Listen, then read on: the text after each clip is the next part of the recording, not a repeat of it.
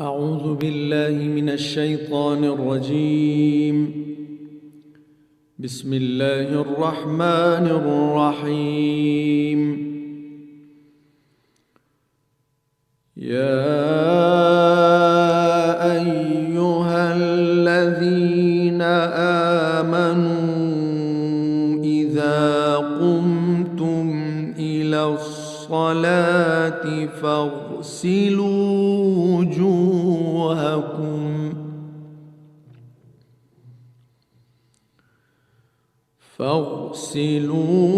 وجوهكم وأيديكم إلى المرافق وامسحوا برؤوسكم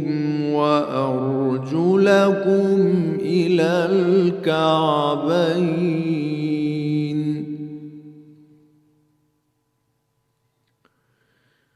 وإن كنتم جنبا فاطهروا،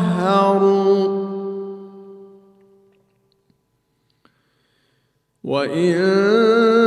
كنتم مرضى أو على سفر أو جاء أحد منكم من الغائط أو لامستم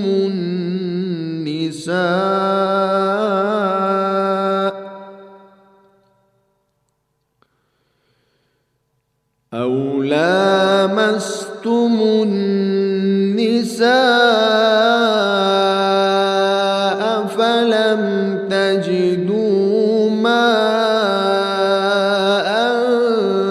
فتيمموا صعيدا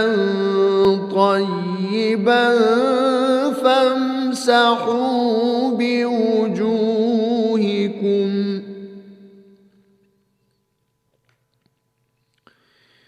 فامسحوا بوجوهكم وأيديكم منه، ما يريد الله ليجعل عليكم من حرج ولكن يريد ليطهركم وليتم نعمته عليكم لعلكم تشكرون.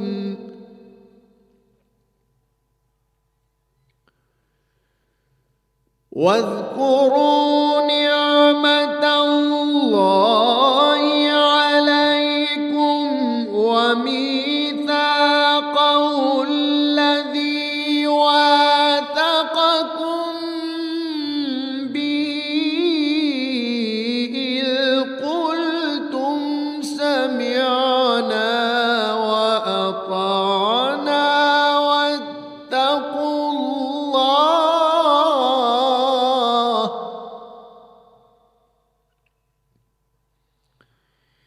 إن الله عليم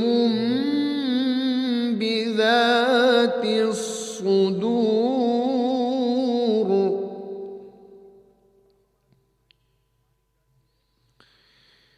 يا أيها الذين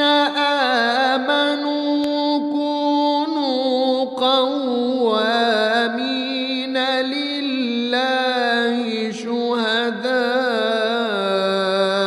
بالقسط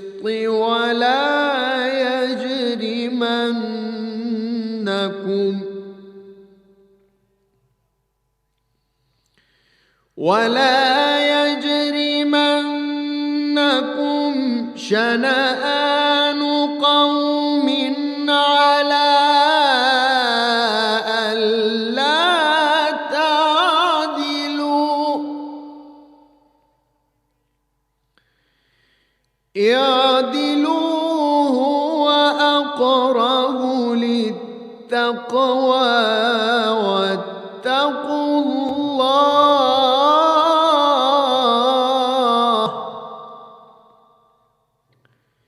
إن الله خبير بما تعملون.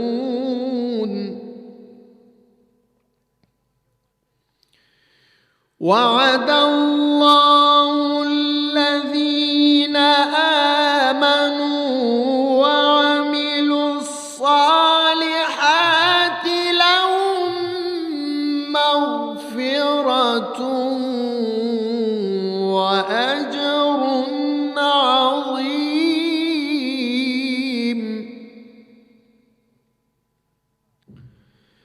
والذين كفروا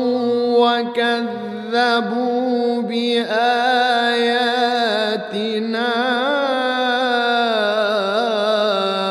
أولئك أصحاب الجحيم. يا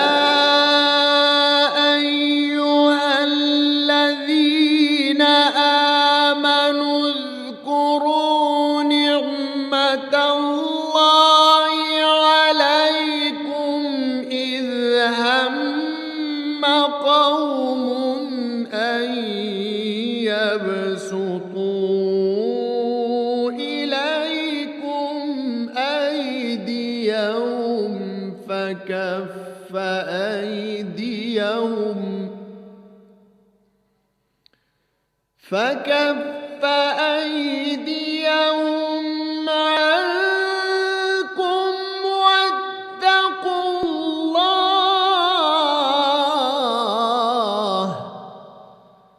وعلى الله فليتوكل المؤمنون. صدق الله العظيم. اللہ کے نام سے جو بڑا مہربان نہایت رحم والا ہے۔ مومنو، جب تم نماز پڑھنے کا قصد کیا کرو تو منہ اور کوہنیوں تک ہاتھ دھو لیا کرو اور سر کا مسح کر لیا کرو اور ٹخنوں تک پاؤں دھو لیا کرو، اور اگر نہانے کی حاجت ہو تو نہا کر پاک ہو جایا کرو، اور اگر بیمار ہو یا سفر میں ہو یا کوئی تم میں سے بیت الخلاء سے ہو کر آیا ہو یا تم عورتوں سے ہم بستر ہوئے ہو اور تمہیں پانی نہ مل سکے تو پاک مٹی لو اور اس سے منہ اور ہاتھوں کا مسح یعنی تیمم کر لو۔ اللہ تم پر کسی طرح کی تنگی نہیں کرنا چاہتا، بلکہ یہ چاہتا ہے کہ تمہیں پاک کرے اور اپنی نعمتیں تم پر پوری کرے تاکہ تم شکر کرو۔ اور اللہ نے جو تم پر احسان کیے ہیں ان کو یاد کرو، اور اس عہد کو بھی جس کا تم سے قول لیا تھا، یعنی جب تم نے کہا تھا کہ ہم نے اللہ کو حکم سن لیا اور قبول کیا، اور اللہ سے ڈرو، کچھ شک نہیں کہ اللہ دلوں کی باتوں تک سے واقف ہے۔ اے ایمان والو، اللہ کے لیے انصاف کی گواہی دینے کے لیے کھڑے ہو جایا کرو، اور لوگوں کی دشمنی تم کو اس بات پر آمادہ نہ کرے کہ انصاف چھوڑ دو۔ انصاف کیا کرو کہ یہی پرہیزگاری کی بات ہے، اور اللہ سے ڈرتے رہو، کچھ شک نہیں کہ اللہ تمہارے سب اعمال سے خبردار ہے۔ جو لوگ ایمان لائے اور نیک کام کرتے رہے ان سے اللہ نے وعدہ فرمایا ہے کہ ان کے لیے بخشش اور اجر عظیم ہے۔ اور جنہوں نے کفر کیا اور ہماری آیتوں کو جھٹلایا وہ جہنمی ہیں۔ اے ایمان والو، اللہ نے جو تم پر احسان کیا ہے اس کو یاد کرو۔ جب ایک جماعت نے ارادہ کیا کہ تم پر دست درازی کریں تو اس نے ان کے ہاتھ روک دیے، اور اللہ سے ڈرتے رہو، اور مومنوں کو اللہ ہی پر بھروسہ رکھنا چاہیے۔ وآخر دعوانا ان الحمد للہ رب العالمین۔ ابھی آپ چھٹے پارے میں سورہ مائدہ کی آیات 6 تا 11 کی تلاوت اور ترجمہ سننے کی سعادت حاصل کر رہے تھے۔ تلاوت فرما رہے تھے قاری عبد الماجد نور۔ ہدیہ درود و سلام بحضور نبی کریم صلی اللہ علیہ وآلہ وسلم۔ اللهم صل على محمد اللهم صل على محمد وعلى آله وصحبه وسلم اللهم صل على محمد اللهم صل على محمد وعلى آله وصحبه وسلم اللهم صل على محمد اللهم صل على محمد وعلى آلہ وصحبہ وسلم۔ ارشاد باری تعالیٰ ہے، اور کئی طرح کے لوگوں کو جو ہم نے دنیا کی زندگی میں آرائش کی چیزوں سے بہرمند کیا ہے تاکہ ان کی آزمائش کریں، ان پر نگاہ نہ کرنا، اور تمہارے پروردگار کی عطا فرمائی ہوئی روزی بہت بہتر اور باقی رہنے والی ہے، اور اپنے گھر والوں کو نماز کا حکم کرو اور اس پر قائم رہو۔ ہم تم سے روزی کے خواستگار نہیں بلکہ تمہیں ہم روزی دیتے ہیں، اور نیک انجام اہل تقوی کا ہے۔ حمد و ثنائے رب جلیل۔ آفتاب ہے گر اس کی کبریائی کا کہ ذرہ ذرہ ہے آئینہ خود نمائی کا کہ ذرہ ذرہ ہے آئینہ خود نمائی کا پکارتا ہے بانداز و ناز تو باشکن پکارتا ہے بانداز و ناز تو باشکن کہ آئے وہ جسے دعویٰ ہو پارسائی کا کہ آئے وہ جسے دعویٰ ہو پارسائی کا حیا تو یہ ہے کہ 70,000 پردوں میں حیا تو یہ ہے کہ 70,000 پردوں میں مگر ہے شوق اسے عالم آشنائی کا مگر ہے شوق اسے عالم آشنائی کا جو بندہ ہے تو مزہ بندگی میں پیدا کر جو بندہ ہے تو مزہ بندگی میں پیدا کر نہیں وہ بندہ جسے شوق ہو رہائی کا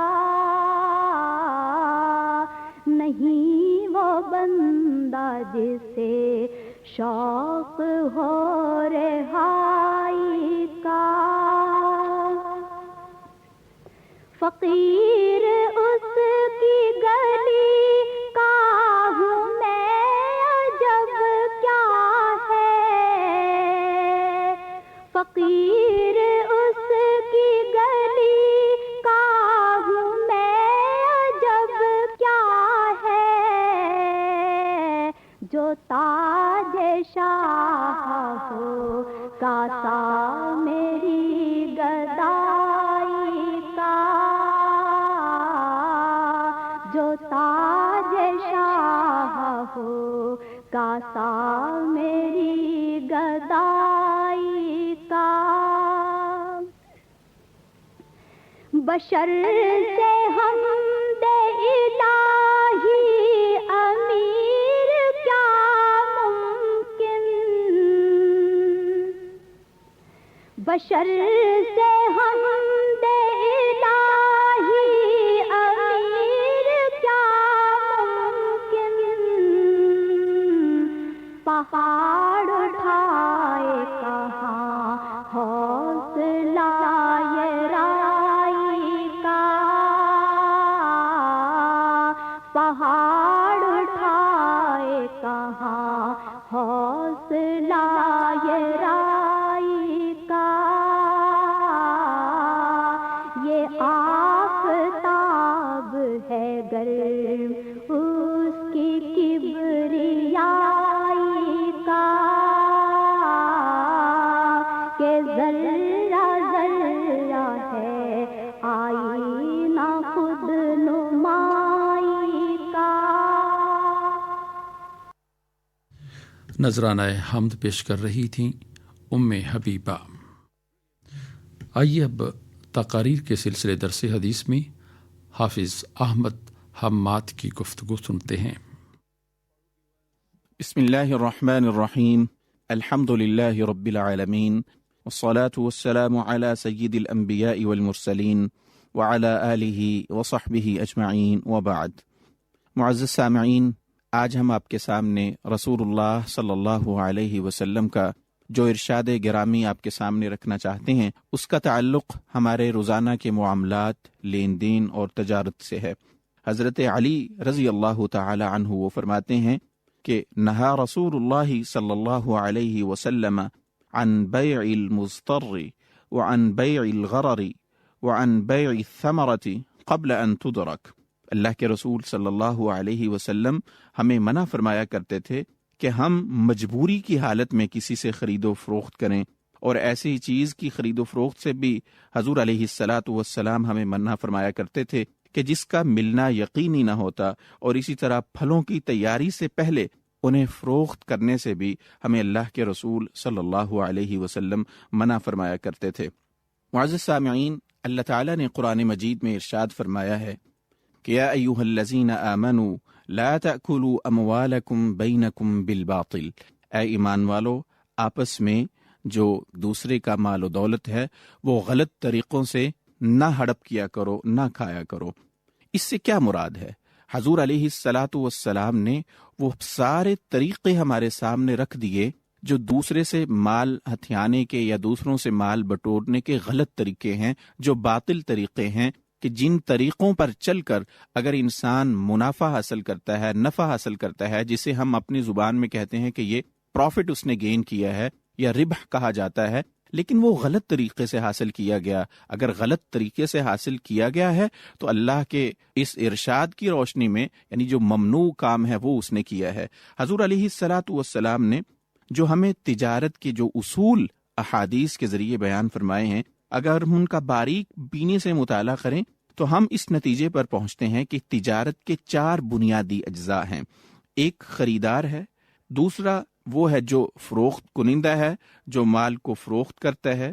تیسرا جو معاہدہ تجارت ہے، اور چوتھی وہ چیز ہے جس کی خرید و فروخت کی جا رہی ہے۔ قرآن کریم نے تجارت کے لیے جو باہمی رضامندی ہے اس کو بنیادی اصول قرار دیا ہے۔ اس کا مطلب یہ ہے کہ جب فریقین کوئی خرید و فروخت کرتے ہیں، ہر پہلو پر ان کو ایک دوسرے سے مطلع ہونا چاہیے اور اپنے آزاد فیصلے سے معاہدہ تجارت پر کاربند ہونا چاہیے۔ اللہ تعالیٰ کا جو یہ ارشاد ہے نا کہ یا ایھا الذین آمنوا لا تأکلوا اموالکم بینکم بالباطل الا ان تکون تجارۃ عن تراض منکم،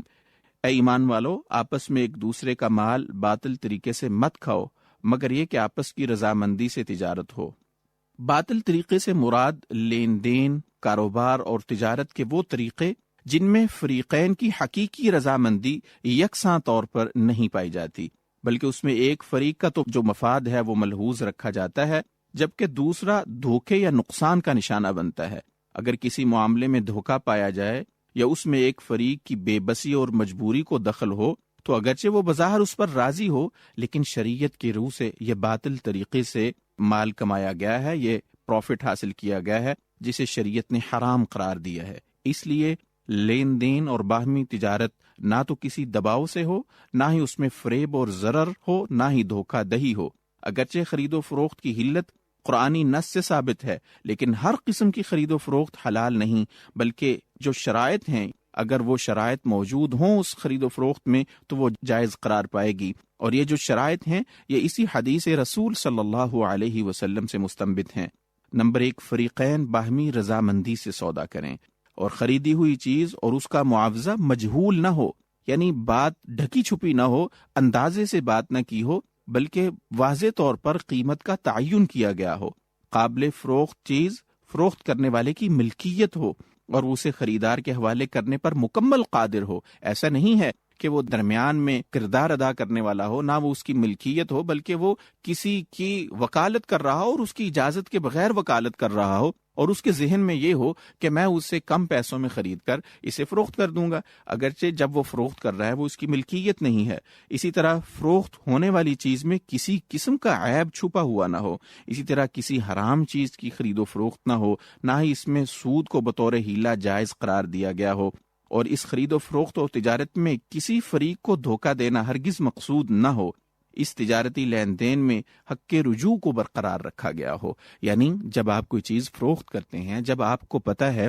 کہ اس میں کسی قسم کا عیب نہیں ہے اور آپ نے اس کی جو اس میں خوبیاں اور خامیاں ہیں کھول کر بیان کر دی ہیں، تو اس کے بعد تو آپ بالکل بغیر کسی قسم کی ہچکچاہٹ کے جو خریدار ہے اس کو اجازت دیں گے کہ وہ 1 دن 2 دن اپنے پاس رکھے۔ اگر اس کو لگے کہ وہ اس کے جو خواہش تھی اس کے مطابق نہیں ہے تو آپ اس کو اجازت دیں کہ وہ آپ کو وہ لوٹا سکے، وہ واپس کر سکے اور وہ اپنے پیسے آپ سے لے سکے۔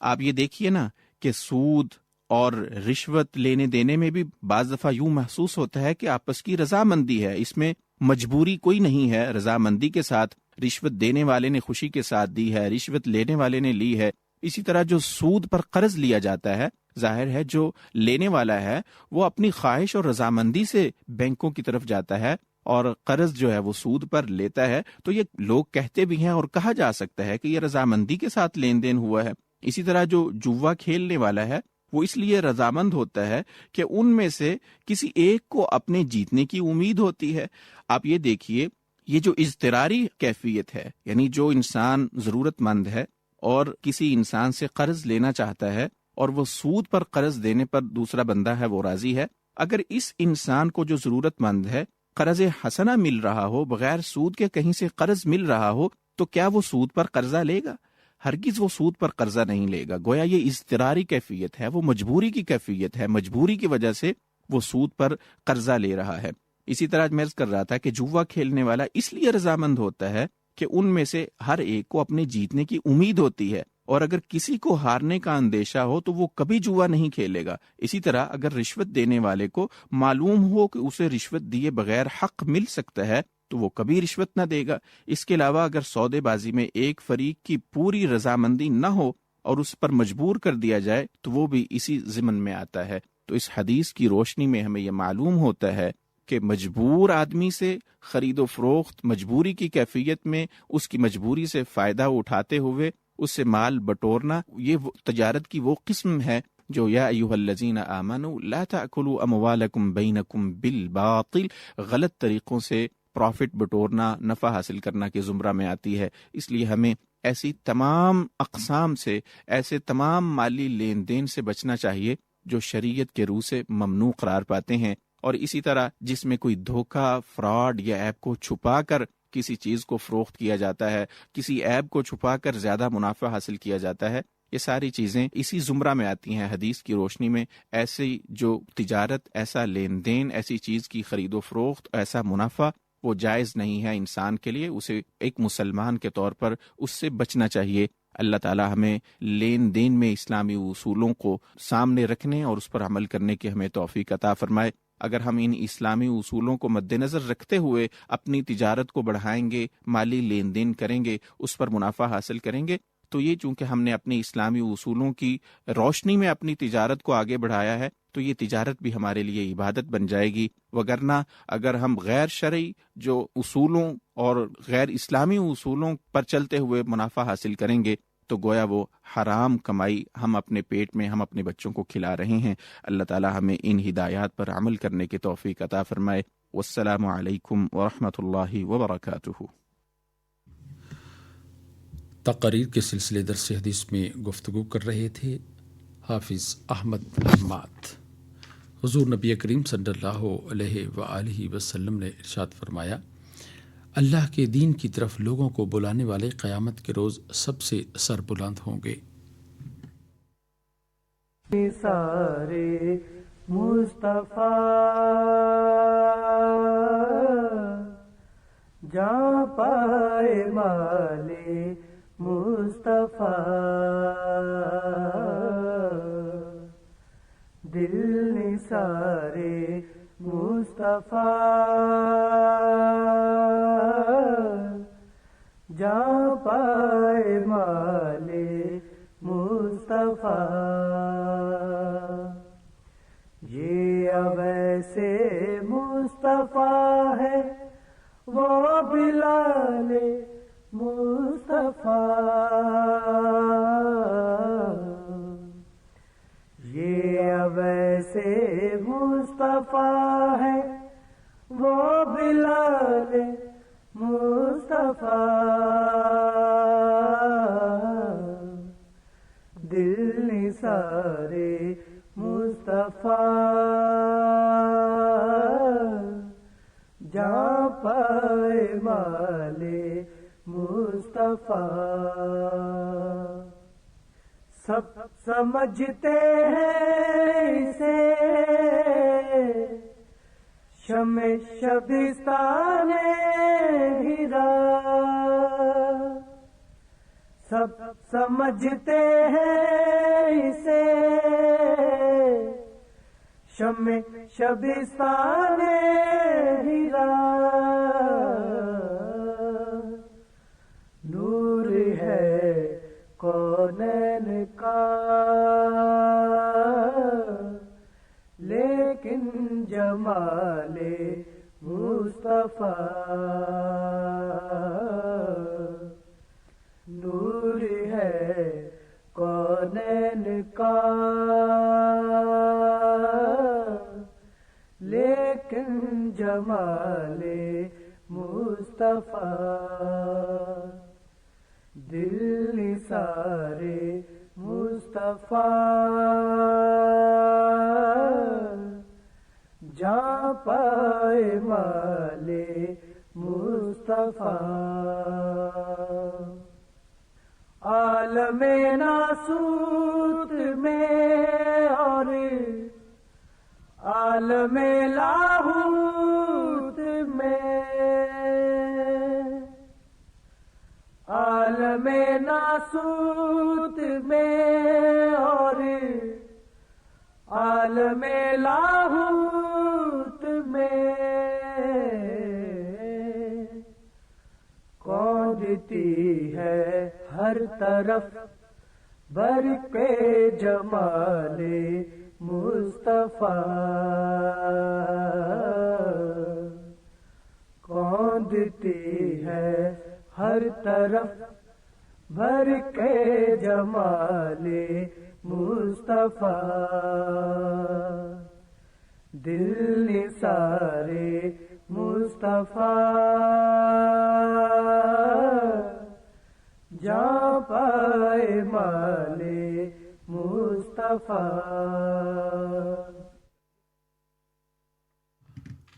بارگاہ نبوی صلی اللہ علیہ وآلہ وسلم میں ہدیہ عقیدت پیش کر رہے تھے امتیاز علی ریاض۔ کلام تھا اصغر گوئندوی کا۔ آئیے باعلیٰ اخلاقی اقدار کے سلسلے روشنی میں ڈاکٹر محمد کاشف شیخ کی گفتگو سنتے ہیں۔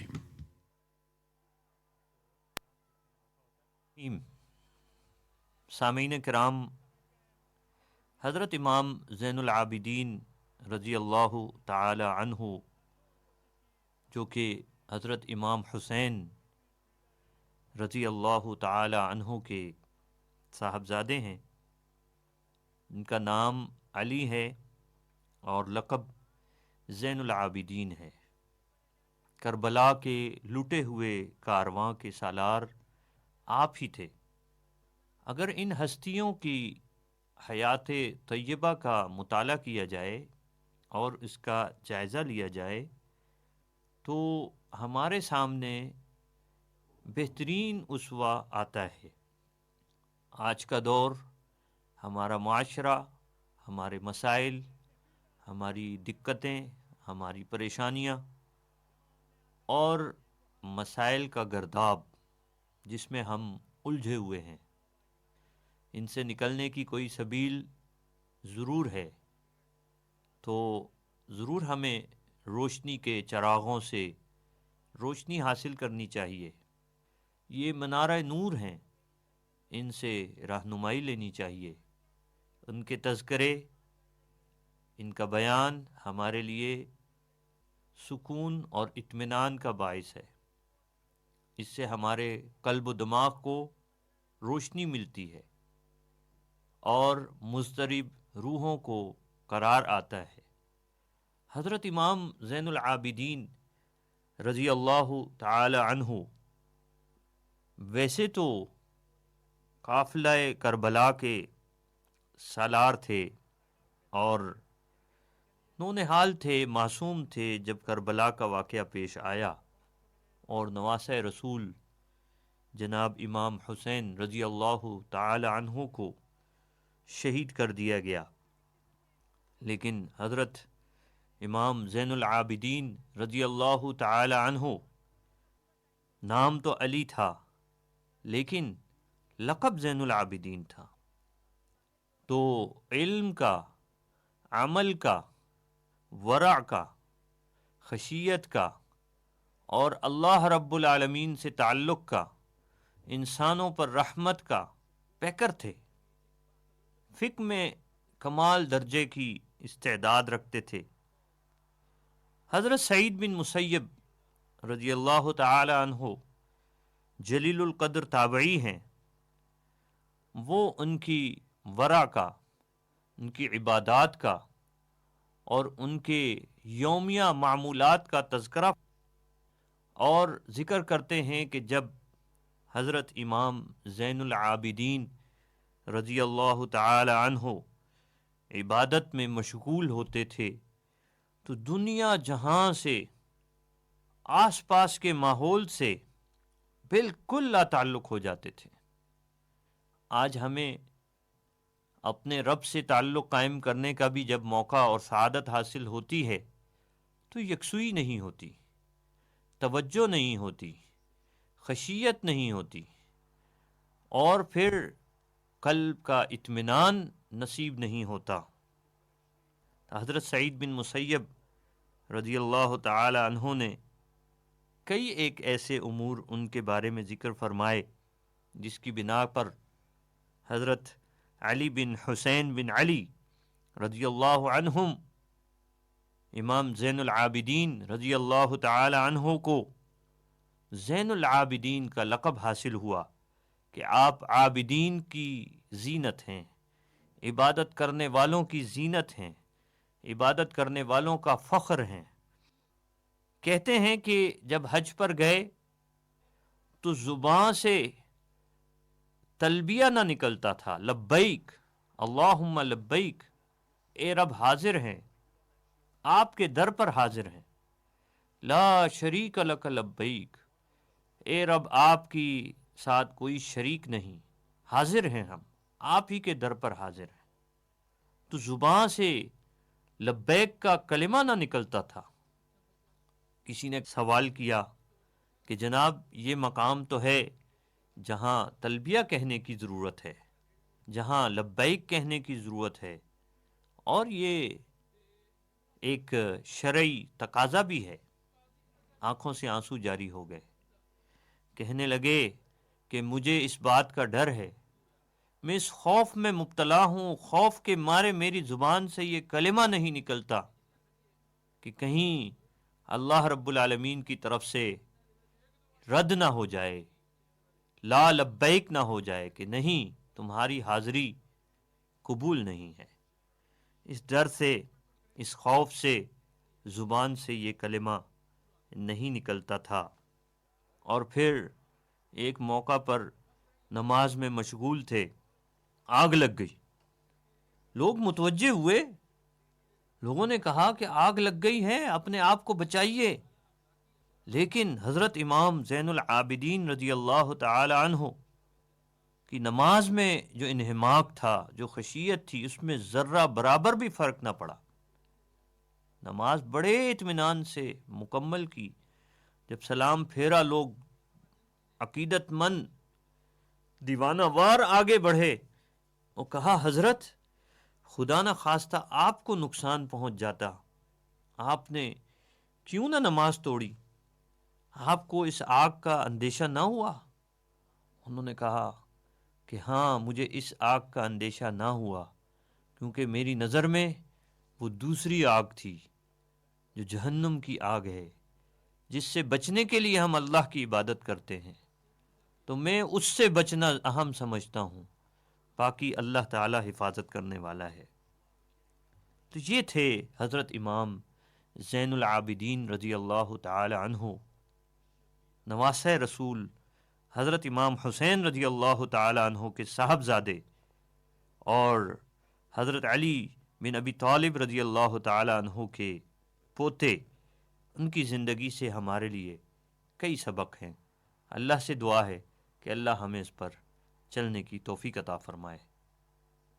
جزاکم اللہ خیرہ۔ اعلیٰ اخلاقی اقدار کے سلسلے روشنی میں گفتگو کر رہے تھے ڈاکٹر محمد کاشف شیخ۔ حضور نبی کریم صلی اللہ علیہ وآلہ وسلم نے ارشاد فرمایا، اللہ کے نزدیک قیامت کے روز وہ آدمی سب سے برا ہوگا جس کو لوگ اس کی فحش گوئی کی وجہ سے چھوڑ دیں۔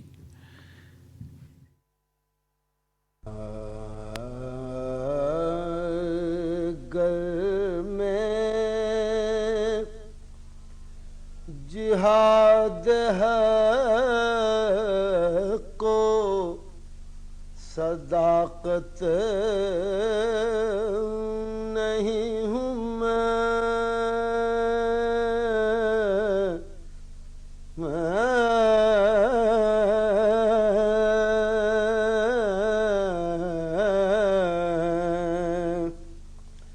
گر میں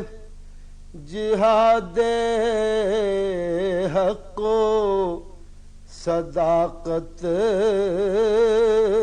نہیں ہوں میں، شرمندہ ہوں کہ پیرو سنت نہیں ہوں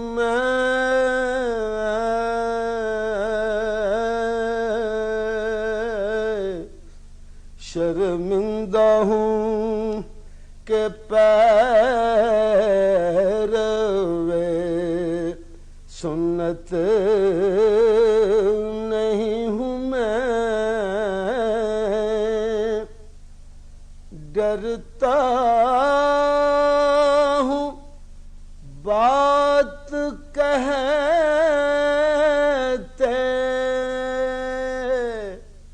کہ سوئے ادب نہ ہو، ڈرتا ہوں بات کہتے کہ سوئے ادب نہ ہو،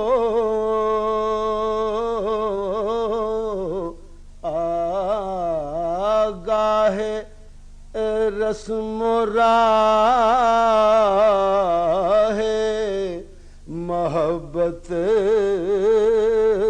نہیں ہوں میں،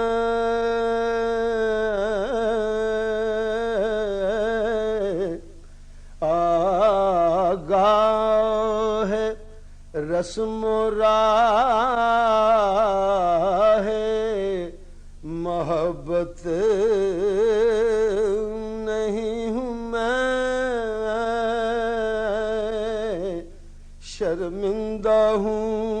کہ پیروے سنت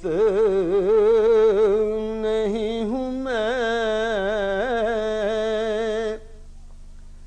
کیا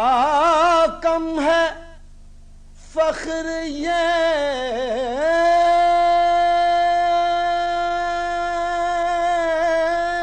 کہ ہوں امت میں آپ کی،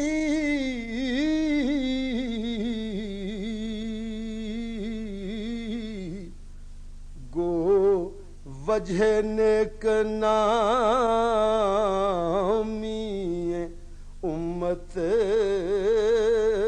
نہیں ہوں میں،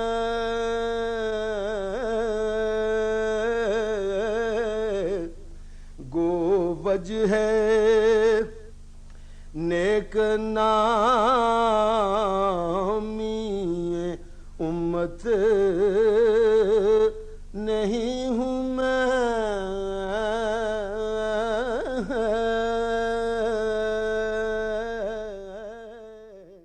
شرمندہ ہوں۔ بارگاہ نبوی صلی اللہ علیہ وآلہ وسلم میں انجم رومانی کا نعتیہ کلام پیش کرنے کی سعادت حاصل کر رہے تھے محمد اعظم چشتی۔ آپ نے پوچھا ہے،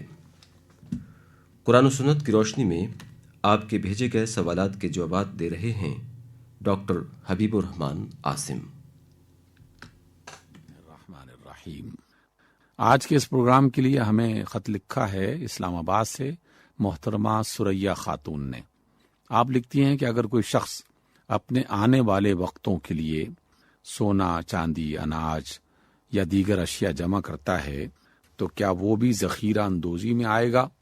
اور ذخیرہ اندوزوں کے لیے رسول اللہ صلی اللہ علیہ وسلم کے جو فرمان ہے کیا وہ بھی اس بات کا حقدار ہوگا؟ محترمہ سریا خاتون، دیکھیے، اللہ تعالیٰ کے رسول کی طرف سے ہمیں کوئی ایسی بات نہیں بتائی گئی جو انسان کی طاقت سے باہر ہو یا جو غیر فطری سی دکھائی دے۔ اس لیے جہاں آپ صلی اللہ علیہ وسلم نے ذخیرہ اندوزوں کی مذمت فرمائی اور یہ فرمایا تھا کہ المحتکر ملعون، کہ جو ذخیرہ اندوز ہوتا ہے وہ اللہ تعالیٰ کی لعنت کا حقدار ہوتا ہے، تو وہاں ہمیں اپنی ضرورتوں کو پورا کرنے کے لیے کسی نہ کسی حد تک مال لینے، خریدنے اور انہیں کسی حد تک جمع کرنے کی اجازت بھی دی جاتی ہے۔ اصل میں ذخیرہ اندوز وہ شخص ہے کہ جس نے کوئی ضرورت کی ایسی چیز اپنے پاس جمع کر لی کہ جو آئندہ کسی بھی وقت لوگوں کی جائز ضرورت سے ناجائز فائدہ زیادہ کمانے کی کوشش کر رہا ہو، یا اس کی نیت یہ ہے کہ یہ دوا جو ہے اس کی حاجت بہت زیادہ ہے، بے شمار لوگ ہیں جو دل کے مریض ہیں، ذہنی امراض میں مبتلا ہیں، جگر گردے کے امراض میں، کرونک بیماریوں میں مبتلا ہیں، اور دوا تو اس نے لینی ہی لینی ہے، چلو مارکیٹ سے یہ دوا غائب کر لیں اور اپنے پاس رکھ لیں، اور کچھ عرصے کے بعد جب لوگوں کی ضرورت بڑھ جائے گی تو من مانی قیمت لے کر انہیں یہ چیز فروخت کی جائے گی۔ یہ ذخیرہ اندوزی ہے، اور ایسی ذخیرہ اندوزی کرنے والا شخص وہ اللہ تعالیٰ کی لعنت کا حقدار ہوگا۔ یا کوئی شخص جو ہے وہ اناج کوئی ایسی جو ہے وہ خرید لیتا ہے جو لوگوں کی ضرورت ہے، تو اس اناج کو اس نے جمع کر لیا، مارکیٹ میں لے کے نہیں آ رہا، اور اس انداز میں جمع کیا ہے کہ مارکیٹ میں قلت پیدا ہو گئی ہے، لوگ کھانے پینے کو ترس گئے ہیں، اب وہ لوگوں کی اس مجبوری سے ناجائز فائدہ اٹھانے کے لیے زیادہ قیمت پر، زیادہ دام پر اسے بیچنے کی کوشش کرے گا، تو ایسا شخص ذخیرہ اندوز ہے، کیونکہ اس نے لوگوں کی جائز جو ضرورتیں ہیں ان کو روک کر آمدنی کا ناجائز ذریعہ اختیار کر لیا ہے۔ تو ذخیرہ اندوز وہ ہوا کرتا ہے، لیکن انسانی عقل، انسانی حالات، زمانے کے تجربے، یہ چیزیں ہمیں بتاتی ہیں کہ انسان کو کچھ نہ کچھ پسنداز ضرور کرنا چاہیے، اور اس کی اجازت بھی آپ صلی اللہ علیہ وسلم کی طرف سے ملتی، لیکن اس کے کچھ آداب اور اس کے کچھ حقوق ان کو بھی ادا کرنے کا ساتھ ساتھ حکم دیا گیا ہے۔ کوئی بھی شخص سونے چاندی یا مال و زر کی شکل میں کوئی چیز اگر جمع کرنا چاہتا ہے، کوئی مقدار جمع کرنا چاہتا ہے، تو ایسا نہیں ہے کہ اسے جمع کرنے کی اجازت نہیں ہے، لیکن اللہ اور اس کے رسول صلی اللہ علیہ وسلم کی طرف سے جہاں یہ اجازت ملتی ہے وہاں اس میں سے زکوٰۃ ادا کرنا فرض کر دیا ہے، یعنی اسے لازماً زکوٰۃ ادا کرتے رہنا چاہیے، اور زکوٰۃ کے علاوہ مختلف سنگین حالات میں اسے صدقات بھی کرتے رہنا چاہیے۔ زکوٰۃ کے حوالے سے قرآن مجید میں بے شمار آیات ہیں، اور صدقات کے حوالے سے رسول اللہ صلی اللہ علیہ وسلم کی طرف سے بھی اور قرآن مجید کی آیات کی طرف سے بھی یہ باقاعدہ تعلیم ملتی ہے۔ ہم جب یہ حدیث پڑھتے ہیں اور رسول اللہ کا یہ صحیح فرمان ہمیں ملتا ہے کہ اللہ کی قسم وہ مومن نہیں جس نے خود پیٹ بھر کے کھا لیا اور اس کا پڑوسی بھوکا رہا، تو یہ حدیث صدقات کے حوالے سے ہماری رہنمائی کرتی ہے۔ زکوٰۃ بھی شامل ہو سکتی ہے، لیکن زکوٰۃ سے بڑھ کر صدقات کے، زکوٰۃ تو ایک متعین مقدار میں کسی شخص نے ادا کر دیا تو قانونی اعتبار سے، شرعی ظاہری اعتبار سے اس نے زکوٰۃ ادا کر دی، لیکن ضرورت کے پیش نظر اگر کوئی شخص انتہائی مجبور ہے اور دوسرے کے پاس اس کی مجبوری کا حل موجود ہے یا وہ اس کی مدد کر سکتا ہے اور وہ نہیں کر رہا، تو اللہ کے رسول صلی اللہ علیہ وسلم نے اس کی مذمت فرمائی۔ اس لیے جو شخص بھی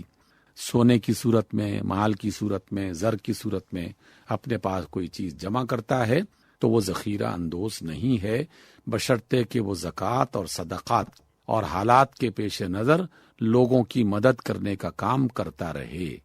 لوگوں کو نقصان نہ پہنچائے، انہیں مجبوری کی حالت میں خودکشی کرنے کا موقع نہ دے، اور وہ پریشانی سے نکالنے کا موقع اگر وہ نہیں دے رہا بلکہ پریشان کر رہا ہے تو وہ اللہ تعالیٰ کا باغی انسان، نافرمان انسان ہے۔ پوری دنیا میں اور ہم پاکستان میں بھی ایک طویل عرصے تک دیکھتے رہے، اپنی پوری جو ہے وہ لڑکپن جوان بھی ہم یہ دیکھتے ہیں کہ جیسے ہی اناج کی فصل تیار ہوتی ہے تو اکثر و بیشتر دیہات میں اور کچھ لوگ اپنے شہروں میں بھی اپنے سال بھر کے کھانے کا ایک اناج اپنے گھروں میں جمع کر لیتے ہیں۔ کچھ ایسی سبزیاں جنہیں خشک کیا جا سکتا ہے انہیں خشک کر کے اپنے پاس رکھ لیتے ہیں، تو آنے والے حالات کرنے کے لیے ایسی چیزیں جمع کی جا سکتی ہیں جو اپنی خاندانی اور ذاتی ضرورتوں کو پورا کرنے میں مددگار ہوں، لیکن دوسروں کے لیے ایسی صورت نہیں بنانی چاہیے کہ وہ ضرورت مند ہوں اور ہم ذخیرہ اندوزی کرتے ہوئے ان کی جائز ضرورتوں کے راستے میں رکاوٹ بننا شروع ہو جائیں۔ تو ایسے ذخیرہ اندوز اللہ تعالیٰ کی لعنت کا شکار ہیں، اور وہ چیزیں جمع کرنے والے لوگ جو اپنی جمع شدہ اشیاء پر، مال و زر پر، ضرورت والی چیزوں پر زکوٰۃ ادا کرتے رہتے ہیں، عشر ادا کرتے ہیں، صدقات ادا کرتے ہیں، تو ان کے لیے کوئی حرج نہیں ہے۔ آپ نے پوچھا ہے، آپ کے دینی اور سماجی مسائل کا حل قرآن و سنت کی روشنی میں پیش کر رہے تھے ڈاکٹر حبیب الرحمان عاصم۔ سامعین، اگر آپ بھی اس سلسلے میں کوئی سوال پوچھنا چاہیں تو خط لکھنے کے لیے ہمارا پتہ نوٹ فرما لیجئے۔ انچارج پروگرام حیا علی الفلاح، پوسٹ باکس نمبر 2010 یعنی 2010، ریڈیو پاکستان، اسلام آباد۔ ہم کو کیا مل گیا چاندنی سے، ہم کو کیا دے دیا روشنی نے، ہم کو کیا مل گیا چاندنی سے، ہم کو کیا دے دیا روشنی نے، اپنے یہ چاند سورج سنبھالو، ہم تو جاتے ہیں اپنے مدینے، اپنے یہ چاند سورج سنبھالو، ہم تو جاتے ہیں اپنے مدینے۔ میں کسی در پہ سر کیوں جھکا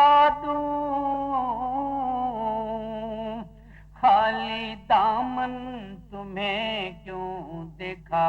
دوں، خالی دامن تمہیں کیوں دکھا دوں، میرے آقا کی نگری سلامت،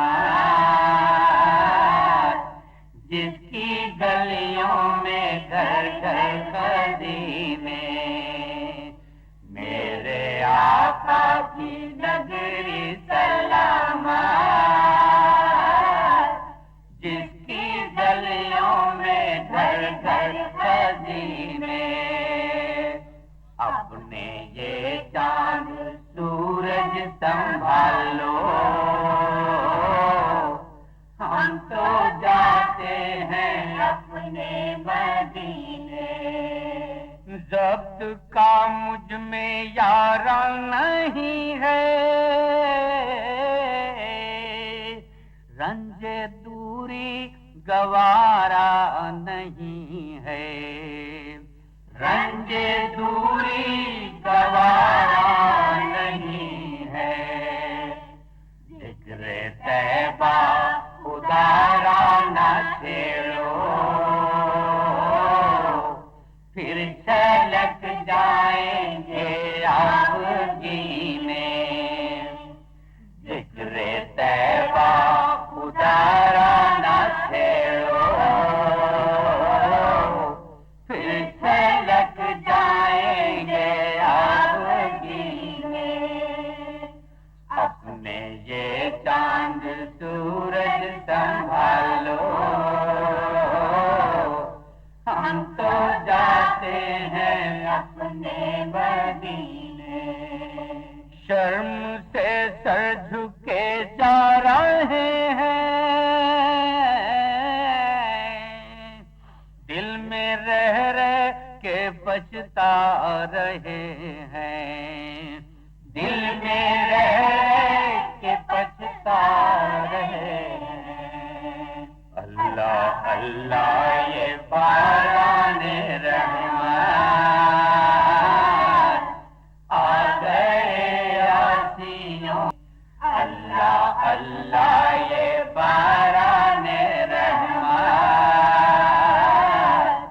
آ گئے آسیوں کو پسینے۔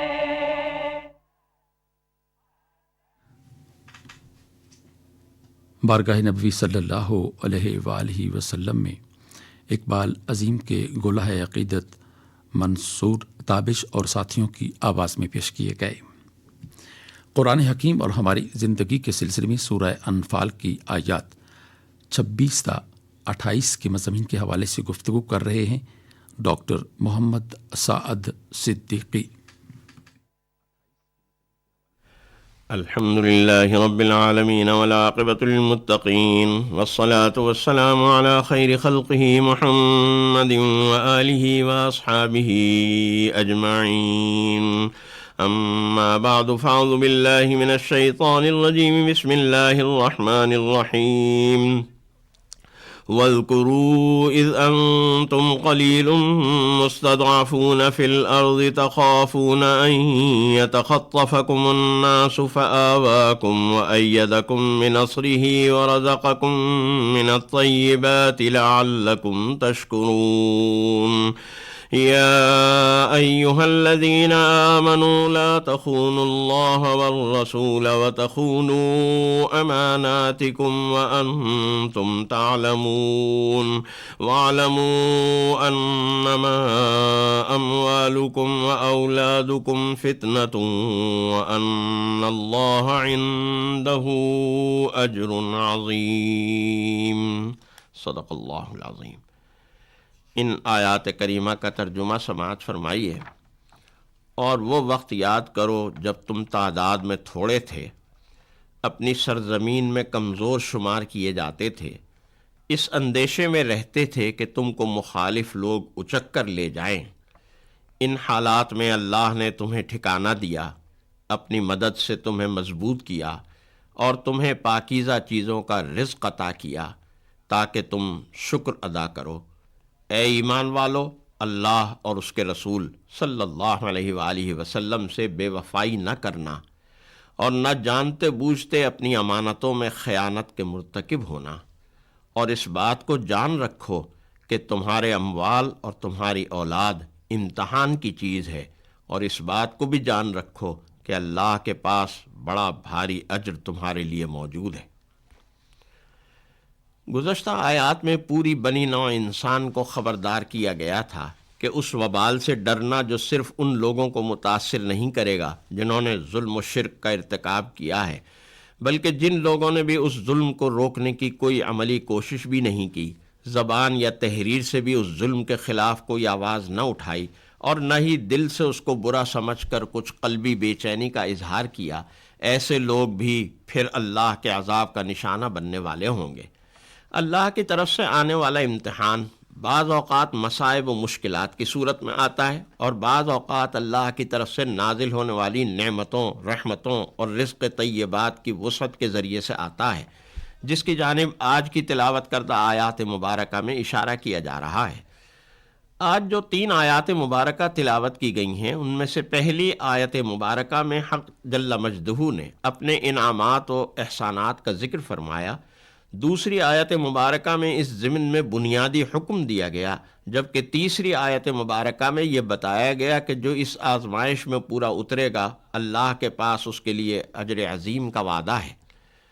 آیت مبارکہ نمبر 26 میں انعامات الہی کا ذکر کرتے ہوئے ارشاد فرمایا گیا، وَاذْكُرُوا إِذْ أَنْتُمْ قَلِيلٌ مُّسْتَضْعَفُونَ فِي الْأَرْضِ تَخَافُونَ أَن يَتَخَطَّفَكُمُ النَّاسُ۔ انعامات الہی کو یاد دلانے سے پہلے اہل ایمان کی کیفیات کو بیان کرتے ہوئے 3 عبارتیں ذکر کی گئیں۔ پہلی بات یہ یاد دلائی گئی کہ اس وقت کو یاد کرو جب تم تعداد میں بہت تھوڑے تھے۔ نبی کریم صلی اللہ علیہ وآلہ وسلم نے جب دعوت و تبلیغ کے کام کا آغاز فرمایا تو بڑے مردوں میں حضرت ابوبکر صدیق، خواتین میں ام المومنین حضرت خدیجہ، اور بچوں میں سیدنا حضرت علی رضی اللہ تعالی عنہم آپ پر ایمان لائے۔ 13 سال کے مکی دور میں شدید محنت و مشقت کے بعد بھی مسلمان آبادی سینکڑوں میں تھی، ہزاروں میں نہیں تھی۔ دوسری کیفیت مستضعفون کے لفظ سے ظاہر کی گئی۔ یہ لفظ ضعف سے نکلا ہے، جس کے معنی کمزوری کے ہیں، یعنی مالی اعتبار سے بھی مسلمان کمزور تھے۔ دوسری جانب اہل مکہ کے معاشرے اور قریش مکہ کے سرداروں کے رویوں نے ایمان و تقوی کے ان پہاڑوں کو کمزور کرنے کی پوری کوشش کی۔ ظلم و ستم کی کوئی ایسی شکل نہ تھی جو ان لوگوں پر روا نہ رکھی گئی ہے۔ تخافون ان یتخطفکم الناس کے الفاظ میں اس وقت کی کیفیت کو بیان کیا گیا تھا کہ لوگ تمہیں اچک کر نہ لے جائیں، یعنی ظلم و ستم کے ذریعے سے تمہیں اس طرح دبانے کی کوشش کی جا رہی تھی کہ نعوذ باللہ تمہارا وجود ہی ختم کر دیا جائے۔ ان 3 کیفیات کو یاد دلانے کے بعد حق جل مجدہ نے اپنے 3 انعامات یاد دلائے۔ فآواکم، اللہ کے حکم سے مسلمانوں نے پہلے 2 مرتبہ حبشہ کی جانب ہجرت کی، کیونکہ یہ ٹھکانہ اللہ نے دیا تھا۔ قریش مکہ نے سر توڑ کوشش کی کہ شاہ حبشہ مسلمانوں کو ان کے حوالے کر دیں، لیکن شاہ حبشہ نے انکار کر دیا، اور پھر اللہ نے مدینۃ النبی علی صاحبہا الف الف تحیۃ و سلام کی صورت میں یثرب میں ٹھکانہ عطا کیا، اور یہاں رہنے والے انصار قبیلوں نے ایثار و قربانی کی وہ تاریخ رقم کی کہ بنی نوع انسان کی تاریخ میں اس کی مثال ملنا ناممکن ہے۔ وَأَيَّدَكُمْ بِنَصْرِهِ میں دوسرا انعام یاد دلایا گیا کہ غزوہ بدر، احد اور خندق کس طرح اللہ کی تائید و نصرت و حمایت مسلمانوں کو حاصل ہوئی۔ رزقکم من الطیبات میں تیسرا انعام یاد دلایا گیا کہ پاکیزہ اور صاف ستھرا رزق عطا کیا گیا۔ کھجوروں کے باغات کی صورت میں زمینی پیداوار کا رزق، کاروبار کے مواقع کے ذریعے سے ذرائع رزق عطا کیے گئے، اور مال غنیمت جو پچھلی امتوں میں ناجائز اور حرام تھا، اس امت کے لیے جائز اور حلال قرار دے دیا گیا، اور اس طرح رزق طیبات کے دروازے کھول دیے گئے۔ آیت مبارکہ میں جن 3 کیفیات کی طرف اشارہ اور پھر جن 3 انعامات حق تعالیٰ کی طرف سے بیان کیے گئے، اگرچہ یہاں مکے کے مسلمانوں کی کیفیات اور مدینے کی صورت میں ملنے والا پرامن اور رحمت للعالمین کے شہر کی جانب اشارہ ہے، لیکن اگر غور کیا جائے تو یوں محسوس ہوتا ہے کہ اہل پاکستان بھی اس آیت کے پورے مصداق ہیں کہ پاکستان بننے سے پہلے ہندوستان میں مسلمانوں کی یہی کیفیات تھیں، تعداد میں تھوڑے تھے، دوسروں کے ظلم و ستم اور چیرہ دستیوں کا نشانہ بن رہے تھے، ہر وقت جان و مال کی ہلاکت اور عزت و آبرو کے لٹ جانے کا اندیشہ تھا، اور پھر اللہ نے رمضان المبارک کی مبارک رات میں ہمیں ہمارا پیارا ملک پاکستان عطا فرمایا۔ اس رات عطا فرمایا جس کے متعلق رب کائنات کا اعلان ہے من کل امر سلام، اس رات کے تمام معاملات کو اللہ نے سلامتی دے دی ہے۔ یہ ملک بھی انشاءاللہ قیامت تک سلامت رہے گا۔ اس کو توڑنے اور ختم کرنے کی کوششیں کرنے والے نیست و نابود ہو گئے اور آئندہ بھی ہو جائیں گے۔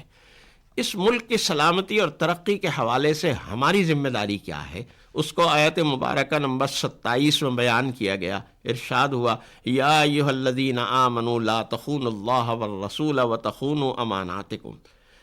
آیت مبارکہ کے الفاظ پر غور کیا جائے تو معلوم ہوگا کہ 3 ہی احکام بھی دیے گئے ہیں، لیکن اگر معنی و مفہوم پر غور کیا جائے تو اصل میں یہ ایک ہی حکم ہے۔ اس کے 3 مظاہر بیان کیے گئے ہیں۔ وہ ایک حکم کیا ہے؟ بددیانتی اور خیانت سے ہمیشہ بچتے رہنا، اللہ کے احکام، اللہ کے رسول صلی اللہ علیہ وسلم کی تعلیمات کو صحیح طور پر سمجھنا، ان پر پوری طرح عمل پیرا ہونا، اور اللہ اور اس کے رسول کے پیغام کو دوسروں تک پہنچانا۔ یہ اللہ اور اس کے رسول کے بارے میں خیانت سے بچنا ہے، اور پھر اپنی آپس کی امانتوں میں بھی خیانت سے بچنا، یعنی ایک دوسرے کی جان و مال، عزت و آبرو کی حفاظت کرنا، ایک دوسرے سے کیے گئے وعدوں اور معاہدوں کو پورا کرنا، اور جو بھی منصبی ذمہ داری سونپی جائے اس کو پوری دیانتداری سے ادا کرنا، اور ہر طرح کی بددیانتی سے اپنے آپ کو بچانا۔ یہ وَتَخُونُوا أَمَانَاتِكُمْ پر عمل ہوگا۔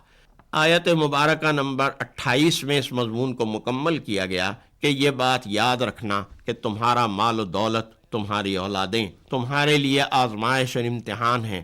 اور امتحان میں انسان کامیاب بھی ہو سکتا ہے اور ناکام بھی قرار دیا جا سکتا ہے۔ اگر تم گزشتہ آیت میں دیے گئے حکم کی پیروی کرو گے تو اس امتحان میں ناکامی سے بچنے والے ہوگے۔ اللہ تعالی ہمیں اس امتحان میں کامیاب و کامران فرمائے، آمین۔ وآخر دعوانا ان الحمدللہ رب العالمین۔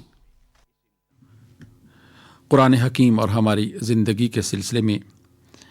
سورہ انفال کی آیات 26 تا 28 کے مضامین کے حوالے سے گفتگو کر رہے تھے ڈاکٹر محمد سعد صدیقی۔ ہدیہ درود و سلام بحضور نبی کریم صلی اللہ علیہ وآلہ وسلم۔